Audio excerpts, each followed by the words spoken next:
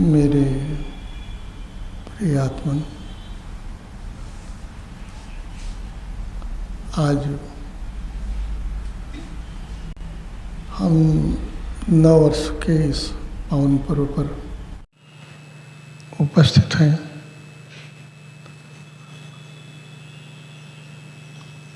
एक दृष्टि से ये नया वर्ष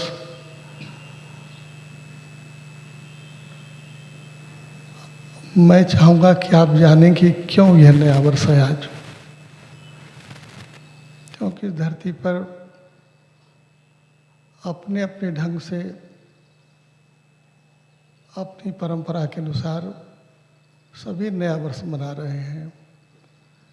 लेकिन आज हम इस नव वर्ष पर जहाँ उपस्थित हैं और जिस मंगल भाव को लेकर सूर्यदेव के आगमन के साथ इस प्रभात के संग हम लोगों ने जो नववर्ष प्रारंभ किया है, ये हमारा नववर्ष हमारी वैदिक परंपरा का नववर्ष है। ये हम आपको सुझाना चाहते हैं। वेदों के अनुसार तो जो जीवनचर्या, जो रचना हमारी धरती पर आई है, ये आश्चर्य होगा कि वेदों से पुराना तो कोई ग्रंथ किसी के पास नहीं है। धरती पर ऐसा भी कोई ग्रंथ ऐसा उपलब्ध नहीं जिसे हम ग्रंथ कहें और वो ग्रंथ वेदों के पूर्व होवे। और कब से सृष्टि है, कब से हम हैं, ये मानव जाति कब से है, कितना पुराना इसका इतिहास होगा। तो जो भी हम अनुमान करें, वेदों के प्रारंभ होने की जो, यदि हम उसे कल्पना कहें या उसकी तिथि कहें, तो वह हमारे सृष्टि के संग ही है।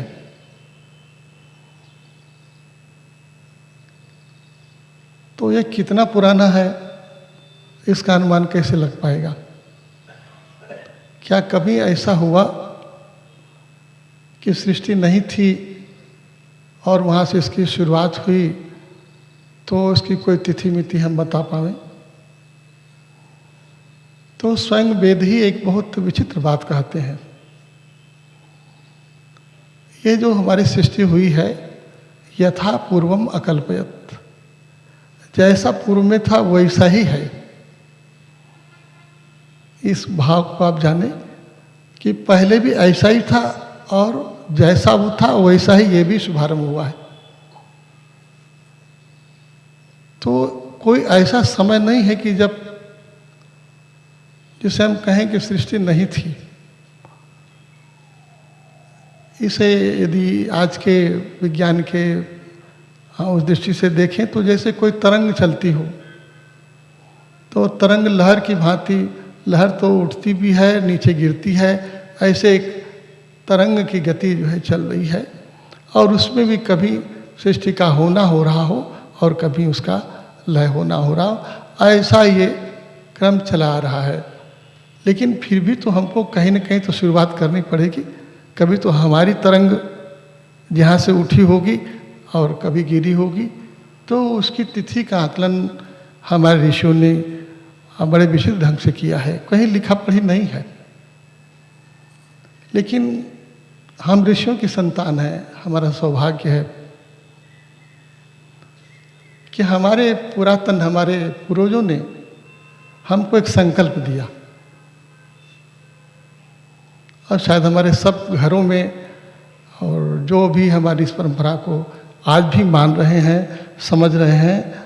तो हमारे विवाह हो, शादी हो, कुछ जैसा भी हमारा कोई पर्व हो, तीज त्यौहार हो, तो जब भी हम कभी कुछ उत्सव प्रारंभ करेंगे तो संकल्प करेंगे। और यदि आप और गंभीरता से जाएं तो स्नान के पूर्व प्रतिदिन जब हम स्नान में जाते हैं स्नान के लिए, तो हमारा संकल्प होता है। और आश्चर्य ये है कि ये संकल्प वही है जो हमारे ऋषि ने प्रारंभ किया था, और वही संकल्प हम भी दोहराते हैं कि आज हमारा कौन सा समय है, किस तिथि में, किस नक्षत्र में, किस समय में, किस मुहूर्त में हम स्नान करने बैठे हुए हैं, या हम ये उत्सव मना रहे हैं। ये हमारी परंपरा हमको बता रही है। और हम आपको आज बताएं इस प्रकार से, यदि हम अपने संकल्प का स्मरण करें, शायद संकल्प आपको स्मृति में आ रहा है। आप तो जो कोई अपना पर्व मनाएंगे या कोई उत्सव करेंगे तो बिना संकल्प के तो कुछ नहीं करते। वो संकल्प आप स्मृति में ले आवे। तो संकल्प की गणना यदि आप करें तो मैं आपको सुनाऊंगा कि कोई 15 नील हो चुका, 15 नील। अब पीछे जाइए, 15 नील, और नील के बाद इधर आएंगे तो खरब आएगा, 55 खरब। 15 नील, 55 खरब, और उसके बाद 21 अरब। और उसके नीचे आइए 97 करोड़।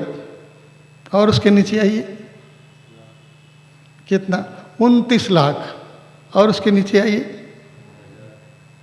49,123वां यह वर्ष आज हम प्रारंभ कर रहे हैं। ये हमारा ब्रह्माब्द है। ब्रह्मा का जो हमारा संकल्प सृष्टि का जो समय हम देखते हैं, वो इतना समय हमारा बीत चुका है हमारे एक तरंग के ऊपर उठने का। ऐसा चल रहा है। तो अभी यदि उसको आप युगों में बांटेंगे तो हमारा ये कलयुग चल रहा है, और कलयुग के हुए 5123वां वर्ष आज का पहला दिन, मधु मास का ये पहला दिन है जो हम आपके बीच में यहाँ उपस्थित हैं। हम सब लोग ये पर्व मना रहे हैं। तो भाव करता हूँ आप सबके लिए, हमारी सकल सृष्टि के लिए ये नववर्ष मंगलमय हो। और वेद ये बोल रहे हैं, और आश्चर्य करिए कि इतनी पुरातन हमारी ये, जिसे आप मिति बोलते हैं, आप भी अपने शादी विवाह में मिति शब्द का प्रयोग करते हैं। ये मिति हमारी वही तिथि है। तिथि शब्द जो है वो चंद्रमा के तारीख के लिए, दिनांक के लिए रखा गया, तो उसको हमने तिथि कहा। और सूर्य के साथ जो हमारी गणना शुरू हुई सौरमंडल की, उसको हमने मिति कहा। तो ये मिति है और वो हमारी तिथि है। तिथि के अनुसार अभी हम आगे चैत्र शुक्ल प्रतिपदा के दिन हम नववर्ष मनाएंगे। ये दोनों तिथियां हमारी ही हैं, एक हमारी मिति और एक हमारी तिथि। सौरमंडल की मिति और चंद्रमंडल की तिथि, ये दोनों ही हमारी सनातन परंपरा ने स्वीकार किया है। और किसी प्रकार से हम धीरे धीरे इसका फिर से स्मरण कर पावें, कैसे कैसे हम भूल गए और फिर से उसकी स्मृति कर पावें, इसका हम आपको सद्भाव देते हैं। आज चर्चा करते हैं अपने पुरातन इतिहास की ओर, अपनी उस महानता की ओर थोड़ा हम पीछे देखें कि हमारे ऋषियों ने हमको क्या संदेश दिया, हमको कैसा उन्होंने विज्ञान दिया, कैसा उन्होंने विचार दिया, कैसी धारा दी, और हम कहाँ पर पहुँच गए हैं आज। आज हम कहने को कहते हैं कि आज वैदिक नववर्ष है, वस्तुतः देखें तो ये वैदिक नववर्ष वैश्विक नववर्ष है। ये हमारे विश्व का नववर्ष है। और क्यों है, इसके एक प्राकृतिक जो संरचना है वो आपको मैं सुनाऊं। आज दिन रात बराबर है। आज हमारी गति जो सौर मंडल की है उसमें हमारी पृथ्वी वहाँ पहुँच गई है जहाँ हमारे पास दिन रात बराबर हो गया। अब इस समता से हम फिर यात्रा प्रारंभ करेंगे। यहाँ से शुभारंभ है, ये मधुमास का पहला दिन है जहाँ से हम अपनी यात्रा प्रारंभ कर रहे हैं। तो आज इतना ही आपको संकेत देता हूँ और सबके लिए मंगल भाव करता हूँ और अपने गुरुदेव का स्मरण करता हूँ। संभव है कभी आपके बीच में उनकी यही स्मृति सुनाया हूँ और आप सुने हो न भी सुने हो, आज सुनाता हूँ आपको। एक सार है इसमें, वो सार आज के दिन को बताने का मेरे भीतर जो भाव जन्मता है कि हम ये सार आपको सुनावें, क्योंकि इस सार में हमारी ऋषियों की वो संदेशना छिपी हुई है जो वो चाहते थे, जिसको हम भूले हुए हैं। ये उन दिनों की बात है जब बाबा के पास धीरे धीरे बहुत लोग आने लगे, भीड़ बढ़ने लगी। अब तो जो देखे हो तो कल्पना कर सकते हैं, छोटा सा तो वो कोई बहुत बड़ी भूमि नहीं थी, वो एक दालान जिसमें वो बैठा करते थे और उनके सामने छोटा एक अहाता जिसमें लोग दर्शनार्थी आते थे और भीड़ लग जाती थी तो भर जाता था। और बाबा उसी दालान में बैठे हुए, घुटनों में सर रखे हुए, लोग सोचते थे कि सो रहे हैं कि बैठे हैं कि जागे हैं, पता नहीं लगता था।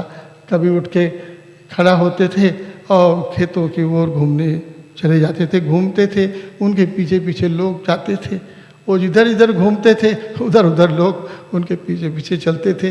कोई दिनचर्या नहीं, कोई वहाँ तो कोई कार्यक्रम नहीं था, कोई उत्सव नहीं था, कोई भंडारा नहीं था, बस बाबा थे और बाबा के पीछे चलने वाली ये ऐसी भीड़। सवेरे से ये तांता शुरू होता था, रात तक चलता था। और सवेरे कब से? जब से आपकी आँख खुले बाबा तो बैठे ही रहते थे, भगवान शिव। कोई लोग उनको जल भी चढ़ा देते थे मस्तक पर, है ना। जाड़े में भी मैंने देखा कि जाड़े के दिनों में भी गंगा जी से स्नान करके आए और बाबा को अभिषेक। अब सोचिए बाबा क्या करेंगे, बाबा को ठंडक लगती है कि नहीं लगती है, लेकिन आपको इससे मतलब नहीं। आपको मतलब है कि मैं भगवान मेरे ठंडा रहे हैं, इससे आपको कुछ फर्क नहीं पड़ता था। बाबा भी थोड़ी देर बैठते थे, फिर जो है नंदी भगवान जो है थोड़ा तो जिधर गिरना था सो आपका फूल माला सब गिर जाता था। बाबा उसी प्रकार से शांत निर्लेप बैठे रहते थे। तो बड़ी भीड़ बढ़ने लगी। लोगों ने कहा कि बाबा बहुत परेशान हो रहे हैं।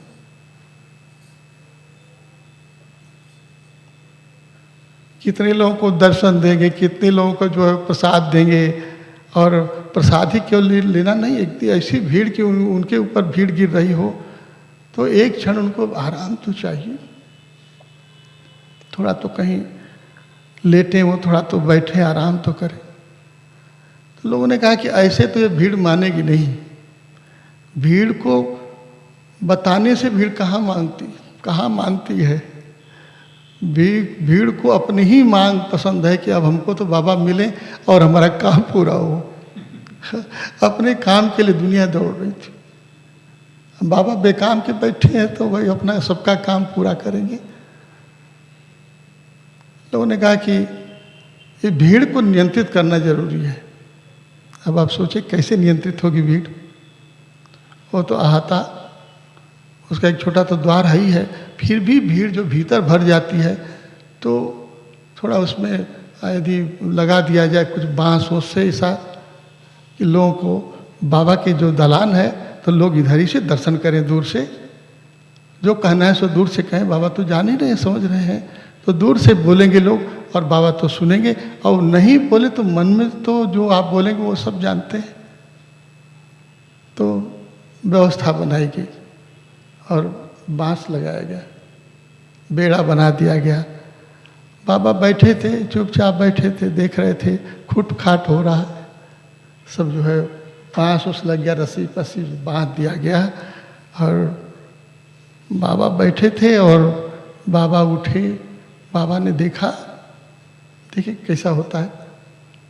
बाबा ने कहा कि बंधन ये बंधन हमको बांधे वो क्या तो लोग, हम हमारे सामने बेड़ा लगाए हो कि हम इधर जाएं कि हम उधर जाएं कि न जाएं, कि कौन आवे कि न जाए। उन्होंने कहा कि बंधन, और खड़े हुए वो उन्होंने एक बांस को हिलाना शुरू किया, दूसरे को हिलाया, हिलाते गए और वो हिलता गया, और फिर क्या हुआ होगा आप बताइए।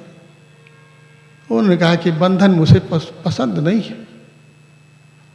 उन्होंने बंधन तो है, थोड़ा सा वो हिलाए तो, और उन्होंने कहा कि लगता है कि बाबा पसंद नहीं कर रहे हैं, बाबा नाराज हो रहे हैं, और फिर सारा बांस हट गया, सब नीचे गिर गया। वैसे पूरी भीड़ आ रही है और बाबा की जयकार हो रहा है कि बाबा की बड़ी कृपा है, सबके लिए रास्ता खुल गया।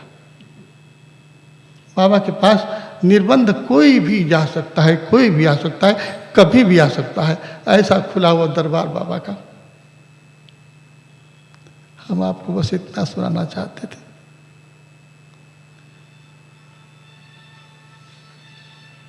तो मैंने क्या कहा वो मैं आपको बताऊं, और क्यों मैं आपको सुना रहा हूं। उन्होंने अपनी जो बाढ़ है ना, जो आप लगा खड़ा कर दिए थे कि बाबा लोगों से न मिले, बाबा लोगों के पास न पहुंचे, उन्होंने उस बाढ़ को तोड़ दिया, गिरा दिया। आप तो गा रहे थे ना, आज गा रहे थे ना, उन्होंने अपनी बाढ़ ढहा दी, लेकिन आप, हमको तो बताना इतना ही था। उन्होंने अपना जो है बंधन हटा दिया, सबके लिए थी वो, सबके बीच में हो गए, कोई भी आ सकता है, लेकिन आप अपनी बाढ़ जो आपने खुद अपने लिए लगाई है वो आप नहीं हटा सके। बाबा के पास लोग पता नहीं कितने लाखों लोग आए, लेकिन अपने घेरे में बंद।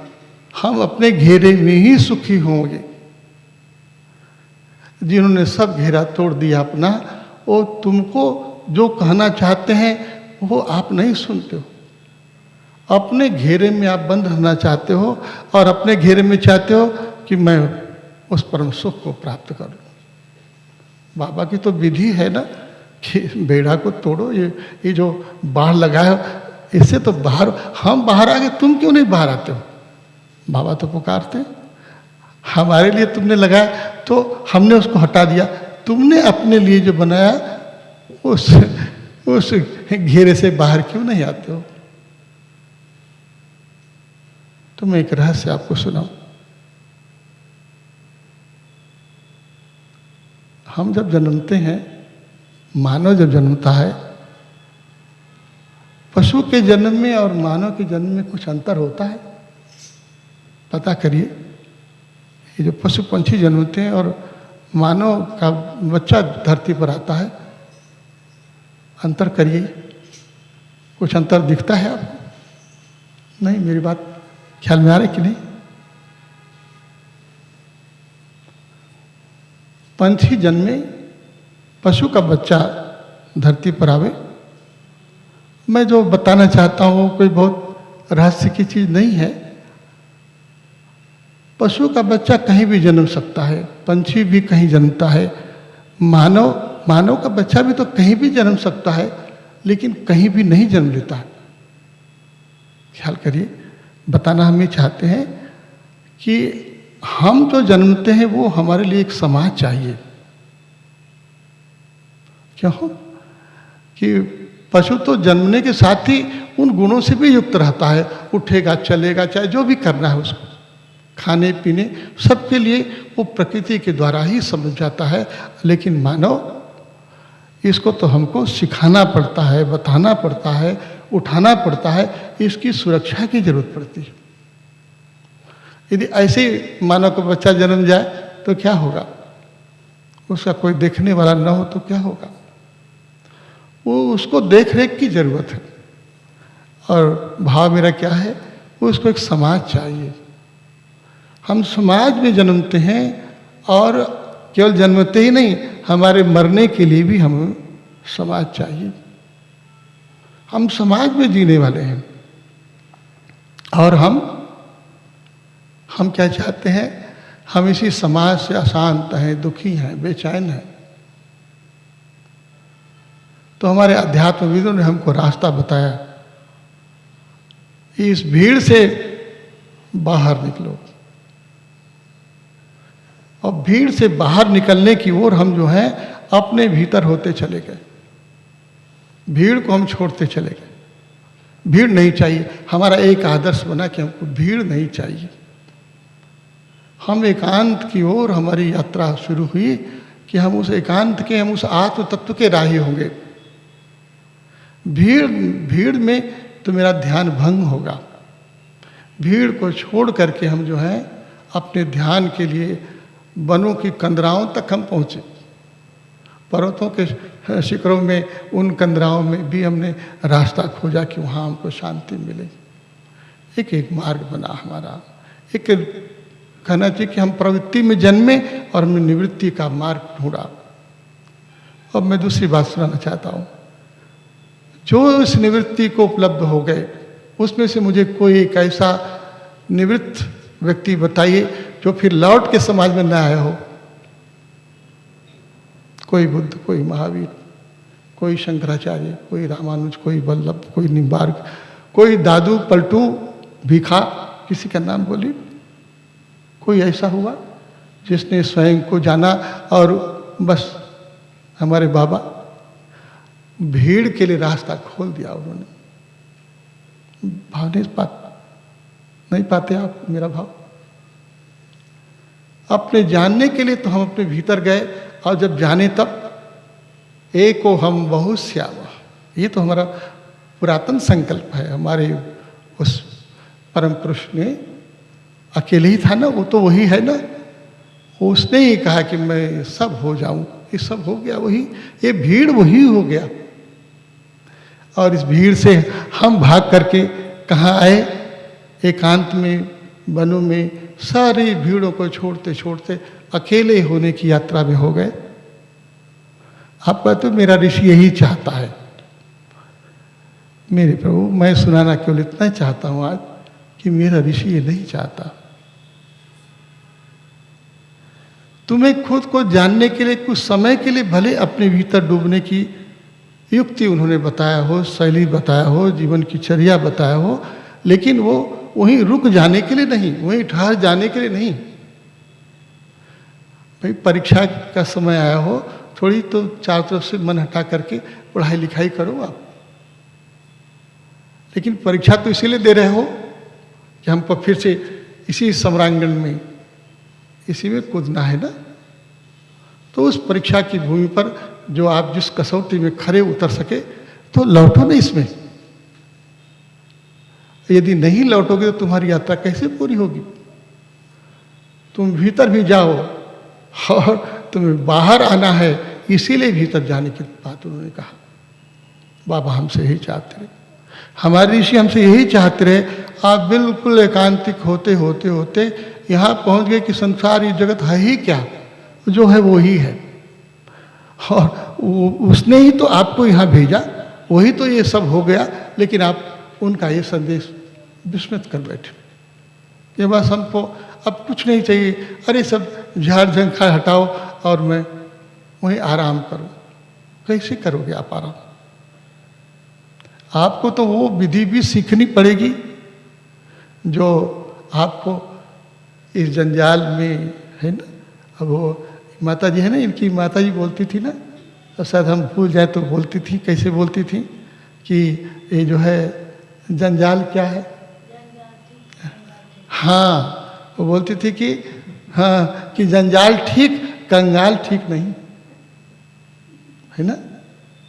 कंगाली ठीक नहीं है, ये जंजाली ठीक है। मेरे प्रभु, क्यों घबराते हो आप, क्यों भागते हो? इसी जंजाल में आनंद लो, इसी जंजाल में आनंद का स्फुरण होगा। और यदि यहाँ तुम्हें उस आनंद का पता नहीं मिल पाया, तो यहाँ तो खोजना नहीं, यहाँ तो है ही है, उसको क्या खोजना है? तुम्हें तो इसलिए ही इस जंजाल में भेजा कि यहाँ तो उस आनंद को पा सको। तुमने मुक्ति की यात्रा तो शुरू की, लेकिन सर्व मुक्ति की ओर तुम्हारा मन जो है गया नहीं। तुम अकेले अपनी मुक्ति ढूंढते रहे। तुम्हारी परंपरा अकेले मुक्ति ढूंढने वाले सद्गुरुओं के पीछे घूमती रही। शायद आज भी आप घूम रहे हो। हम आपको लौटाना चाहते हैं। जब तक हमारा एक एक प्राणी नहीं आनंद में मग्न हो जाएगा, तुम मुक्त नहीं होगे मेरे प्यारे। क्यों खोजते हो मुक्ति? जिस प्रभु ने तुमको यहाँ भेजा है, उनका ये संसार है, तो उनकी बिना इच्छा के तुम इससे निकल भी नहीं सकते हो। क्या इतनी बात पता नहीं लगती? और जब चाहेंगे तब तुम्हें निकाल देंगे इसमें से। और अभी क्यों चाह रहे हैं? अभी चाह रहे हैं कि तुम इसमें ही मुझे ले आओ। मैं आपको वो सुनाना चाहता हूँ, वो संदेश सुनाना चाहता हूँ कि अभी जो हमारी सृष्टि को, हमारे लोगों को, हमारी धरती के इंसान को चाहिए, अभी तो हम साधना करते हैं कि हमको आनंद मिले, हमें सुख मिले, हमें शांति मिले। मेरे प्रभु, तुम अपनी साधना को बदलो। बाबा ने जब मुझसे कहा कि ये स्वबोध को उलट दो, देखो इसका आशय समझो, आप उलट के देखो। अब ये उलटना क्या है? परमात्मा के लिए हम साधना नहीं करते, अपने लिए साधना करते हैं। और इसलिए स्वबोध का सच्चा आशय समझ में नहीं आता। परमात्मा जो हमसे चाहते हैं, परमात्मा जो हमारे द्वारा इस संसार में अपने को अभिव्यक्त करना चाहते हैं, अपने को प्रकाशित करना चाहते हैं, हम वो माध्यम नहीं बन पा रहे हैं कि प्रभु मेरे द्वारा संसार में उतर जाए। नहीं, एक अभिनव शायद ये साधना प्रारंभ होती है इस धरती पर। परमात्मा को चरितार्थ करने की साधना शुरू होनी चाहिए, परमात्मा को प्रकाशित करने की साधना प्रारंभ होनी चाहिए। परमात्मा को बोलते हो कि वो सच्चिदानंद स्वरूप हैं, वो आनंद स्वरूप हैं। तो उस आनंद को धरती पर ले आओ। धरती है जो बिल्कुल, ये जो पाषाण है, जो बोलता नहीं, जिसको आप अचेतन कहते हो, जिसे आप जड़ कहते हो, इस जड़ में उस परमात्मा को उतार ले आओ। ये तो तुम्हारी कोशिश होनी चाहिए ना। तब तो धरती आनंदित होगी, तब तो धरती का जो मुक्त स्वरूप पैदा होगा। अभी तो धरती जड़वत है।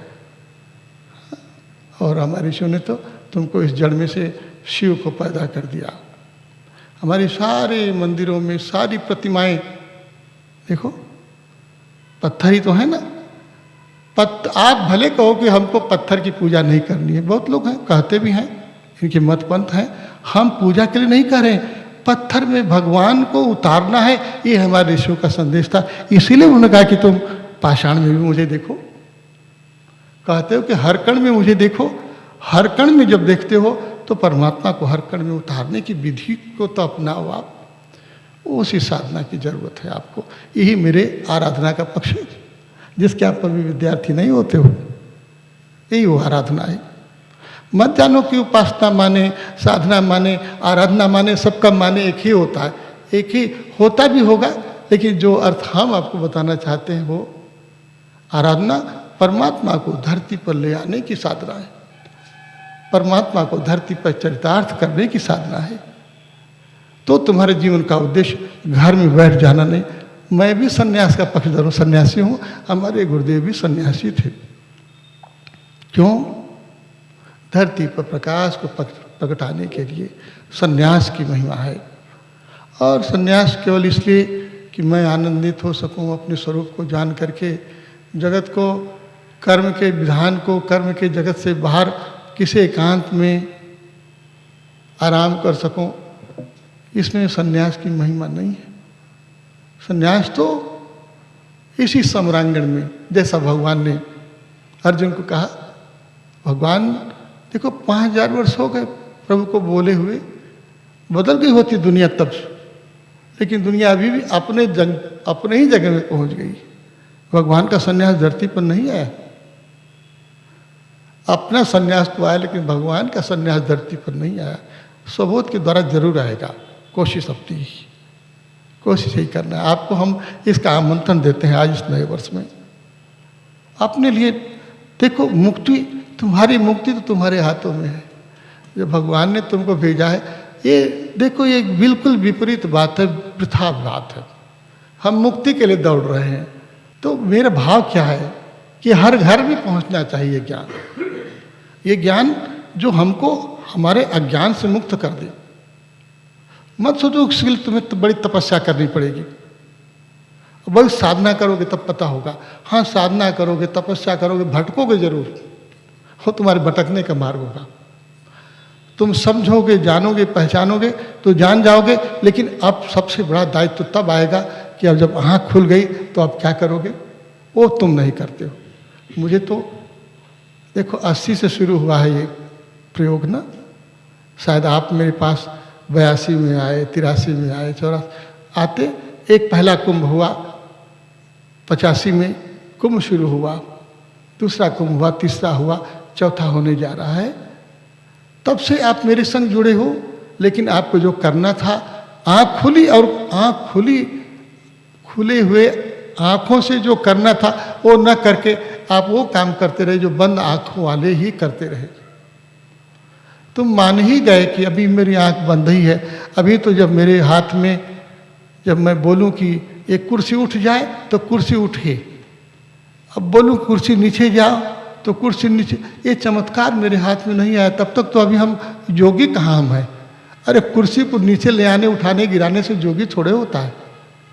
योगी तो वो होता है जो खुली आँखों से संसार को समझता है, जानता है, तब अपने काम से मुक्त होता है, अपने क्रोध से मुक्त होता है, अपने लोभ से मुक्त होता है, अपने मद से मुक्त होता है, अपने मात्सर से मुक्त होता है, सद विकारों से मुक्त होकर के सद ऐश्वर्य संपन्न ईश्वर हो जाता है। होना तो ही चाहिए, यात्रा तो ऐसी। इन 6 विकारों से मुक्त हो और 6 ऐश्वर्य से युक्त होकर के ईश्वर हो, यही तो यात्रा है। तो बस पूर्ण करूँगा। तो मेरा भाव क्या है, अब चौथा कुंभ आने वाला है। चौथा कुंभ को सन 2023 और युगाब्द को यदि कहें तो 5125वें वर्ष में हम अपना चतुर्थ सबोध को पूर्ण करेंगे। तो अब आपसे केवल अपेक्षा यही करता हूँ कि आँख खोल करके तो जीना शुरू करो मेरे प्रभु। आँख खोल करके खुली आँखों से संसार को, अपने को, सबको देखने की कोशिश करो आप। यदि पीछे लौटते हो तो अपनी साधना में ये बदलाव करो। प्रभु ने मुझको इधर बताया है ये बात, तब मैं बता रहा हूँ। मैं कल्पना की बात नहीं कह रहा हूँ। प्रभु ने, मैं तो रोता रहा और उस भीड़ में चला गया था वहाँ जहाँ एक नहीं हमको दिखाई दिया कि कम से कम शायद सैकड़ों जो ऋषि वो सर ढके हुए, चादर से सबके सर ढके हुए हैं, सही ढका हुआ है। तो मैंने भी प्रणाम किया और मैं सर नीचा हो गया और इस प्रकार से मैंने घुटनों के बल बैठ करके प्रणाम किया। बाबा की आवाज़ आई कि इसको हम, मैंने कहा कि प्रभु बहुत दुखित हूँ, क्या कर रहा है, मुझे क्या रास्ता नहीं दिखाई देता है। तो आवाज़ मैंने पहचाना कि बाबा बोल रहे हैं। बाबा ने कहा कि इसको ढकेल दो, उलट जाएगा ना, बस उलट दो।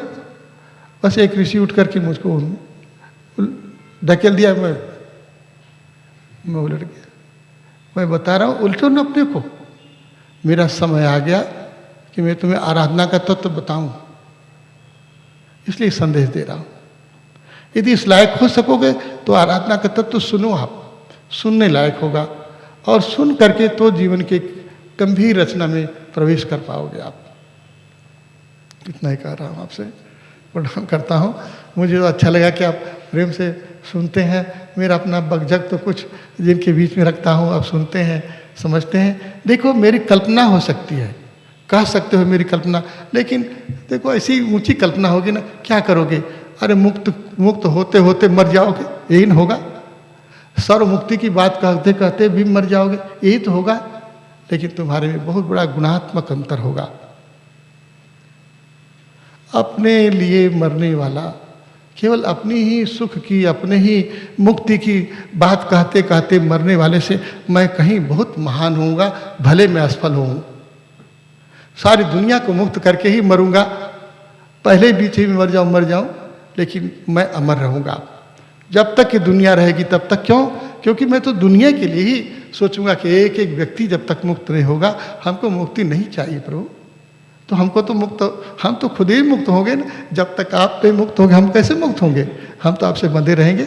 हम तो एक टेक्निक बता रहे हैं आपको, एक युक्ति करो ना आप प्रभु के साथ, एक पासा फेंको।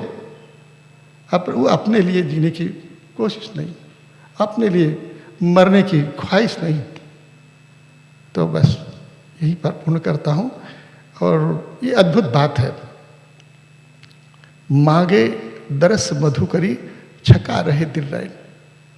नहीं, कबीर हमारे बोलते हैं ना कि विरह कमंडल कर लिए, विरह कमंडल कर लिए और बैरागी दो नैन।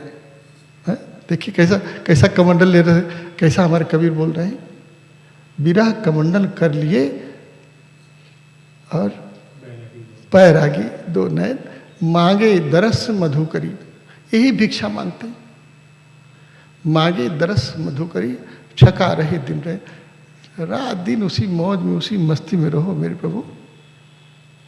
सारे जगत को मुक्ति चाहिए, परमात्मा का प्रकाश सारे जगत में उतरे, इसी के लिए अपनी नींद, अपना सुख, अपना आराम जो भी कहो सब उन्हीं के चरणों में रख करके बस उसी यात्रा में लगे रहो। देखो प्रभु ने यहाँ तक पहुँचा दिया हम लोगों को, और आगे तो ले जाने वाले हैं। विश्व का ऐसा जो है महासम्मेलन, केवल कल्पना करो, पहले दिन जब हमने कभी सोचा होगा कि पहला कुंभ होगा, क्या कुंभ होगा, कैसा कुंभ होगा? कुंभ तो प्रयाग में होता, मैंने कहा बाबा के धाम पर होगा, जहाँ बाबा रहते हैं वहाँ कुंभ होगा। कैसे होगा? अरे आनंद जी पगलाया होगा, ऐसे बोलता होगा। पहला कुंभ हुआ ना, दूसरा कुंभ हमारे गांव में हुआ। सोचो, लोग कहते हैं अपने गांव का, आन गांव का जोगी करके अपने गांव का क्या जोगड़ा, अरे जोगड़ा अपने गांव में ऐसा सुंदर कुंभ देखा आपने? बाबा चौमुखनाथ धाम का देखो पुनर्निर्माण कैसा जागरण हुआ। और तीसरा कुंभ बाबा की गुरुस्थली जो एक काशी है, यहाँ तीसरा कुंभ हुआ। चौथा कुंभ पूरे विश्व का एक ज्योतिर्धाम, पूरे विश्व का गांव होने जाएगा, एक गांव हो जाएगा, पूरी दुनिया का गांव हो जाएगा। एक बार प्रयास करो आप, इस सुंदर संकल्प के साथ, सुंदर भाव के साथ आज हम ये नववर्ष आपको मंगलमय हो, ये सौभाग्य सौंपते हैं और अपना सौभाग्य मानते हैं। जब तक जीवन है, जब तक प्राणों में ऊर्जा है, तेज है, ज्योति है, तब तक प्रयास करो आप। और जाना एक दिन जब प्रभु चाहे तो चले जाएंगे आराम से, उसमें क्या करना। थोड़ा दुख से जाएंगे, सुख से जाएंगे, जाना सबको जब है तो उसकी क्या चिंता करते हो? मरने की चिंता नहीं करो, जीने की चिंता करो। जीने के लिए किसके लिए? प्रभु के लिए जियो, प्रभु के काम के लिए जियो, प्रभु के लिए जियो।